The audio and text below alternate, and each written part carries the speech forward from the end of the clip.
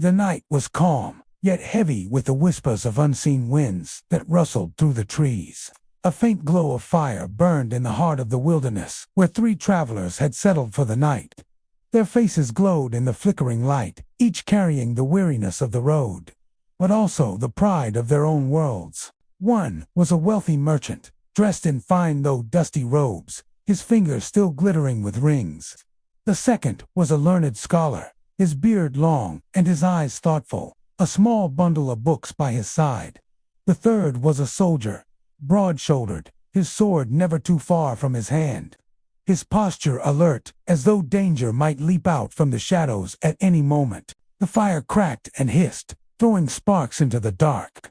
They shared a pot of food in silence, until suddenly the sound of footsteps reached their ears. All 3 looked up, startled. Out of the shadows stepped a lone figure, wrapped in a simple cloak, the dust of the road clinging to him. His face was calm, his eyes steady, yet his appearance gave away nothing of who he truly was. "Who goes there?" the merchant asked, his voice sharp, clutching his satchel closer, as if fearing for his gold. The stranger raised his hands in peace. "Do not be alarmed. I am but a traveler like you, lost on the road. I saw your fire and thought perhaps I could share its warmth for a while." The soldier narrowed his eyes, ready to reach for his sword. A lone traveler wandering at night. Strange, few dared to cross these woods after sunset. The scholar, however, waved his hand gently. "Let him be. A traveler is no enemy to another traveler. Come, sit with us. There is food enough for 4. The stranger nodded in gratitude and sat among them, taking the portion offered to him. For a while they ate quietly, and the fire hummed its song. Then, as often happens when men are weary and restless, words turned into debate. It was the soldier who began. He leaned forward, his eyes glinting in the firelight. "Tell me, friends, what do you think is the greatest treasure a man can possess? For me, it is clear strength and power. With the edge of a sword and the courage to wield it, a man can claim lands, command men, and shape his destiny. Without power, even gold or wisdom means nothing." The merchant chuckled, shaking his head.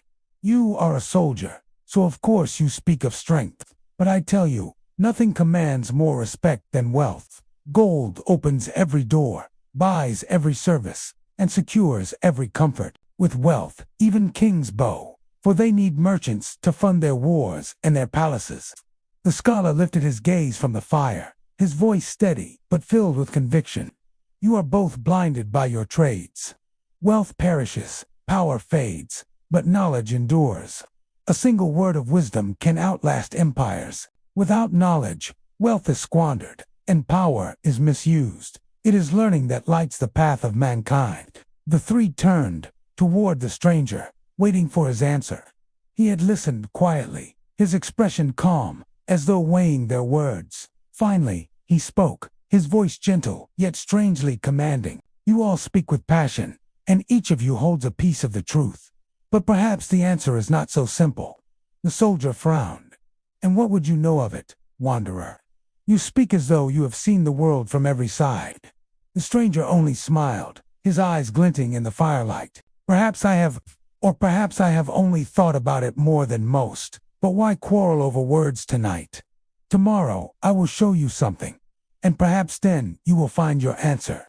The merchant leaned forward suspiciously. "Show us, and who are you to promise such a thing?" The stranger merely pulled his cloak tighter around him. "A man who has walked many roads. That is all you need to know tonight."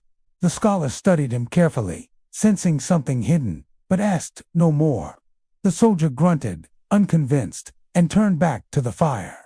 The merchant muttered about wasting words with wanderers, though curiosity burned behind his eyes. The fire burned lower as the night grew deeper. The forest around them whispered with unseen movements, but the presence of 4 men together kept fear at bay.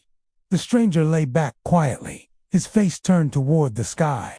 The others eventually drifted into uneasy sleep, though their thoughts still lingered on their argument. And so the night passed, with the embers glowing faintly and the promise of revelation hanging in the cool air of dawn. None of the three travelers knew that the man who lay beside them was not an ordinary wanderer, but Sultan Mahmood Ghaznavi himself, disguised and listening to the hearts of men. The first light of dawn crept across the horizon, painting the forest in shades of silver and gold. The three travelers stirred awake, stretching stiff limbs and rubbing the sleep from their eyes. The fire had burned low into a bed of ashes, and the cool morning breeze carried with it the promise of a new journey. The stranger, already awake, stood silently at the edge of the clearing, his cloak gathered around him, his face serene as he gazed into the distance. "Where do you go so early?" the merchant asked, still half drowsy but watchful of the man whose presence had unsettled him. The stranger turned with a faint smile. "I told you last night I would show you something today. If you still wish to know the truth about wealth, power, and knowledge, follow me." The soldier frowned, brushing dust from his armor. "And where will you lead us? To some hidden shrine? Or perhaps to bandits lying in wait?" The scholar raised a hand, silencing him. "Peace, friend. Let us see where this man leads. If nothing else, the journey itself may give us answers." Reluctantly, the merchant and the soldier agreed, curiosity outweighing suspicion. They gathered their few belongings and followed the stranger along a narrow path that wound through the woods. The forest slowly gave way to open fields, and before long, the distant silhouette of a city rose before them. Tall walls glistened in the morning sun, towers stretched toward the sky, and the sound of bells and horns carried across the plain. The merchant stopped in his tracks, eyes wide. That is no ordinary city. That is Ghazni, the seat of the great Sultan Mahmood." The soldier's hand instinctively went to his sword, as though the mere thought of the sultan demanded readiness. "What business do you have leading us here?" The stranger only walked on, saying nothing. As they approached the gates, the travelers' bewilderment deepened. Soldiers in polished armor stood in formation, and yet none stopped the cloaked man. Instead, they bowed their heads in respect and moved aside, allowing him and his companions to pass freely. The merchant whispered, trembling, "This cannot be. Why do the Sultan's guards treat you so? Who are you really?" The stranger's steps were calm, his silence unbroken until they reached the grand courtyard of the palace. Marble columns rose around them, and fountains spilled crystal water into carved basins. Attendants hurried to and fro, all bowing deeply as the cloaked man passed. Finally, in the very heart of the palace, he stopped, turned to face the three bewildered men, and slowly removed his cloak. The truth struck them like thunder. Beneath the plain garments stood Sultan Mahmood Ghaznavi himself, his bearing regal, his eyes sharp with wisdom. The three travelers fell to their knees at once, their voices stammering apologies. "Forgive us, O mighty Sultan," the merchant cried, clutching the ground. "Had we known who you were, we would never have spoken so freely." The soldier bowed his head, shame burning his face. "I dared doubt you, even spoke harshly. My life is yours to command." The scholar, though humbled, raised his gaze. "If you have brought us here, O Sultan, then surely you mean to teach us something greater than our own quarrels." Sultan Mahmood regarded them in silence for a moment, then spoke, his voice strong yet measured. "Last night, I listened as you argued over what is the greatest treasure a man can hold. One of you chose wealth, another chose knowledge, and the third chose power. Each of you spoke truth, but each spoke only a fragment. Wealth without wisdom corrupts the soul. Knowledge without purpose becomes vanity. Power without justice brings only ruin. The true treasure, greater than all these, is justice. Justice binds wealth, knowledge, and power into harmony. Without it, kingdoms fall, and men destroy one another. With it, even the smallest realm becomes mighty." The words hung in the air, heavy with meaning. The three travelers bowed their heads, realizing how narrow their own visions had been. The Sultan continued, his tone now gentler. "You merchant, see wealth as strength, but you must remember that gold serves no purpose if it feeds only greed. You, soldier, value power, but a sword raised unjustly only drenches the earth in blood. And you, scholar, seek knowledge, but wisdom used to mislead becomes more dangerous than ignorance.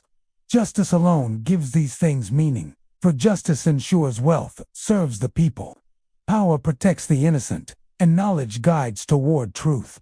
The merchant's eyes filled with tears. I thought gold could buy all things, but I see now it cannot buy virtue. The soldier pressed a fist to his chest. Strength without justice is but cruelty. I have seen it with my own eyes, yet I failed to name it. The scholar bowed deeply. Even learning must bow to the higher truth of justice. Without it, my words are hollow. Sultan Mahmood nodded, satisfaction softening his stern gaze. You have spoken rightly now. Go, carry this lesson with you. Let it guide your trades, your battles, and your teachings. For it is not the might of men that builds a lasting empire, but the justice by which they live.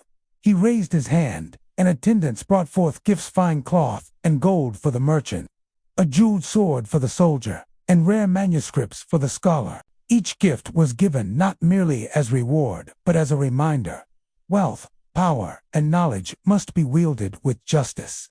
The three travelers accepted with trembling hands, their hearts heavy with gratitude. They left the palace humbled, forever changed by the lesson the Sultan had revealed. And as they departed through the gates of Ghazni, the words of Sultan Mahmoud echoed in their minds like a guiding flame. Justice is the greatest treasure of all.